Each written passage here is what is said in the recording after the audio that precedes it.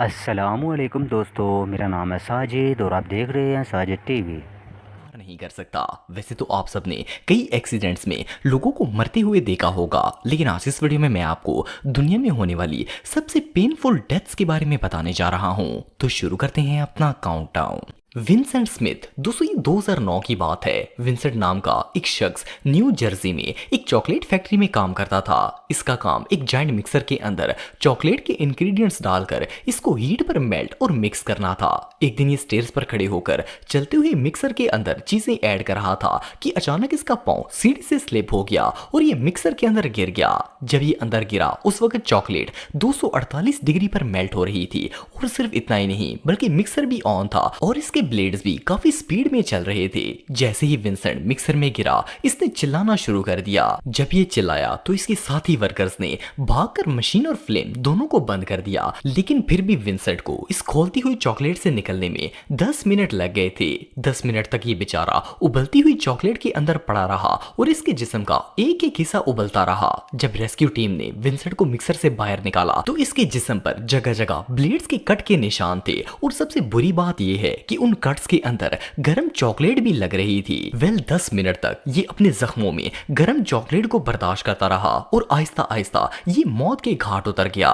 Experts के मुताबिक दुनिया में सबसे अजियतनाक मौत जलकर मरने की वजह से होती है और विंसेंट ने आहिस्ता आहिस्ता अपने आप को जिंदा जलते हुए देखा था। इससे भयानक मौत और भला क्या हो सकती है। Cecilia Cheng. दोस्तों 2007 में हांगकांग के अंदर सिसिलिया नाम की एक लड़की रहती थी। इसे नई नई जगह एक्सप्लोर करने का बहुत शौक था। एक दिन इसने कोंगो में मौजूद नेंगो वोल्केनो विजिट करने का प्लान बनाया। नेंगो असल में एक एक्टिव वोल्केनो माउंटेन है जो कि एक बहुत ही फेमस टूरिस्ट अट्रैक्शन भी है। सिसिलिया जब इस वोल्केनो पर पहुंची तो इसने अंदर से वोल्केनो की पिक्चर क्लिक करना स्टार्ट कर दी। जैसे ही वोल्केनो की क्लोज पिक्चर लेने के लिए थोड़ा सा आगे हुई तो अचानक इसका पांव स्लिप हो गया और ये वोल्केनो के अंदर गिर गई। वैसे तो इस मंजर के बारे में सोचकर ही बंदे के रोंगटे खड़े हो जाते हैं, लेकिन इससे भी टेरिफाइंग बात यह थी कि सिलसिलिया डायरेक्ट लावा के अंदर नहीं गिरी। पहले ये 656 फुट की गहराई में एक गहरे पत्थर के ऊपर गिरी और इतनी ऊंचाई पर पत्थर से गिरने की वजह से इसकी सबसे पहली तो हड्डियां टूट गईं। और सिर्फ इतना ही नहीं बल्कि वोल्केनो की हीट की वजह से ये पत्थर इतना गर्म हो चुका था कि इस पर गिरते ही सिसिलिया का जिस्म जलकर राख हो गया था और अंदर इतनी गर्मी थी कि सांस लेना भी मुहाल था। जिस वक्त सिसिलिया वोल्केनो के अंदर गिर रही थी उस वक्त इस जगह का टेम्परेचर 1742 डिग्री था और ये टेम्परेचर इंसान तो क्या लोहा भी बर्दाश्त नहीं कर सकता और सिसिलिया तो फिर भी इंसान थी। खैर वोल्केनो में गिरने के थोड़ी ही देर बाद रेस्क्यू टीम वहां आ गई और हेलीकॉप्टर के जरिए इसे बाहर निकालने की कोशिश करने लगे, लेकिन इस बेचारी की अजियत अभी बाकी थी। जैसे ही रेस्क्यू मेंबर इसे बाहर निकालने लगे इन्होंने देखा कि सिसिलिया की बॉडी इस पत्थर से स्लिप होकर वोल्केनो में गिर गई थी। जस्ट इमेजिन कि एक जिंदा शख्स लावा के अंदर गिर रहा हो। इस बारे में तो सोचकर ही बंदे के रोंगटे खड़े हो जाते हैं। सिसिलिया की मौत वाकई में किसी नाइटमेयर से कम नहीं थी। Colin Scott. दोस्तों ये जो शख्स आप देख रहे हैं इसका ताल्लुक अमेरिका से था। 2016 में ये अपनी बहन के साथ येलोस्टोन नेशनल पार्क में आउटिंग के लिए गया हुआ था। वैसे तो ये एक विजिटिंग प्लेस है, लेकिन इस पार्क में एक एरिया ऐसा है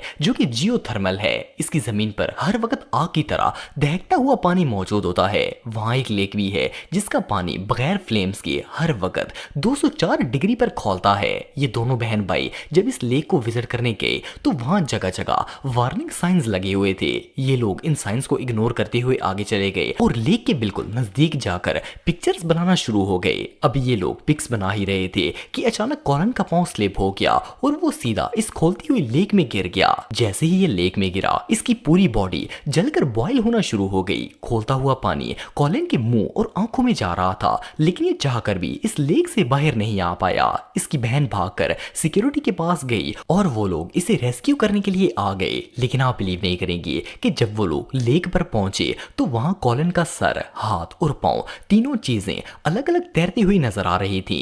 पहले तो किसी को समझ नहीं आई कि कॉलन के साथ हुआ क्या है। बाद में पता चला कि इस लेक के पानी के अंदर सल्फेट नाम का एक एसिड भी होता है। ये एसिड इतना खतरनाक है कि अगर इसमें लोहा भी फेंक दिया जाए तो वो भी गल जाता है। ये तो फिर भी इंसान था। जब कॉलन इस एसिड में गिरा तो इसकी बॉडी भी गलना शुरू हो गई थी और जो सर और पांव वगैरह बचे थे वो भी कुछ ही देर बाद इस एसिड के अंदर गायब हो गए। इस बेचारे ने पहले उबलते हुए पानी में जलने की अजियत ली और फिर अपनी आंखों से अपनी बॉडी को गलते हुए देखा। बहरहाल जो भी हो, इससे तकलीफ दे मौत दुनिया में और कोई नहीं हो सकती। हैरी डेग्लियन, दोस्तों ये जो शख्स आप दिख रहे हैं ये 1945 में मेक्सिको के अंदर एक न्यूक्लियर फैक्ट्री में काम करता था।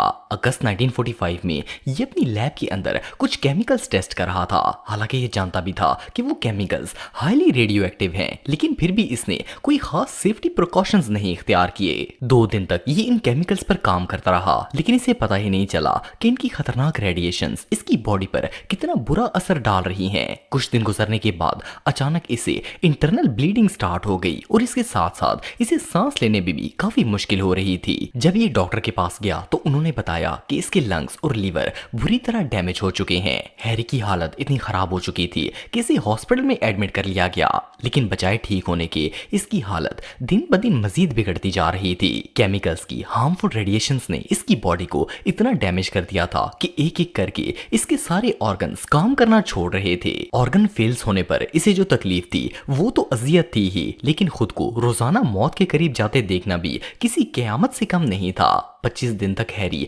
आईसीयू में एडमिट रहा, लेकिन डॉक्टर चाहकर भी इसे नहीं बचा पाए और इसकी पेनफुल डेथ हो गई। एक्सपर्ट्स के मुताबिक ये डेथ स्लोली जिंदा जलने की तकलीफ से भी 10 गुना ज्यादा तकलीफ देती। इससे बुरी मौत दुनिया में और कोई नहीं हो सकती। डेवियर फेरेरा, दोस्तों डेवियर ब्राजील का रहने वाला एक फार्मर था। एक दिन जब ये अपने खेत में गया तो इसने देखा कि वहां एक मिजल जैसी कोई पुरानी चीज पड़ी हुई थी। वो इसे उठाकर घर ले आया और जब इसकी और इसकी वाइफ ने इस ऑब्जेक्ट को खोला तो अंदर कोई इतनी खास चीज तो नहीं थी, लेकिन ब्लू कलर का पाउडर मौजूद था। ये पाउडर बहुत ज्यादा शाइनी था। जब डेवियर की वाइफ ने इसे हाथ पर लगाया तो इसके हाथ पर एक बहुत ही खूबसूरत शाइन आ गई। इन्होंने वो पाउडर घर रख लिया और मिजल नुमा ऑब्जेक्ट को फेंक दिया। इवन इसकी वाइफ इतनी एक्साइटेड थी कि अपनी फ्रेंड्स और रिश्तेदारों को भी ये पाउडर ट्राई करने के लिए दे दिया ताकि वो इसे मेकअप कर सकें। इस पाउडर को ट्राई करने के चंद दिन के बाद डेवियर की बीवी के सर के बाल तेजी से गिरना स्टार्ट हो गए और वो ऑलमोस्ट गंजी हो गई और कुछ दिनों बाद तो इसे इंटरनल ब्लीडिंग भी शुरू हो गई। इससे ना तो सांस लिया जाता था और ना ये खा पी सकती थी। जब डेवियर इसे हॉस्पिटल लेकर गया तो पहले तो डॉक्टर को समझ नहीं आया कि इसे आखिर हुआ क्या है। इससे पहले कि डॉक्टर इसका ट्रीटमेंट कर पाते उसकी डेथ हो गई। बाद में जब पूरी तहकीक की गई तो पता चला कि जो ऑब्जेक्ट डेवियर को खेतों से मिला था वो असल में एक कैंसर थेरेपी मशीन थी, जिसके अंदर रेडियो CCM 137 नाम का एक पाउडर होता है। ये पाउडर यूज तो कैंसर के इलाज के लिए होता है, लेकिन अगर इसे डायरेक्ट स्किन पर लगाया जाए तो ये बॉडी के हेल्थी सेल्स को डैमेज कर देता है। और सिर्फ इतना ही नहीं, बल्कि जब ये पाउडर बॉडी के अंदर जज्ब होता है तो इंसान एक दिन में नहीं मरता, बल्कि लगातार तड़पता रहता है और आहिस्ता आहिस्ता इसके तमाम ऑर्गन्स काम करना छोड़ देते हैं। डेवियर की वाइफ खुद तो अजियत लेकर मरी ही थी, लेकिन इसने अपने साथ साथ 6 मजीद दोस्तों को भी इस पाउडर की वजह से मौत के घाट उतार दिया था। ये वाकई में दुनिया की सबसे पेनफुल डेथ्स में से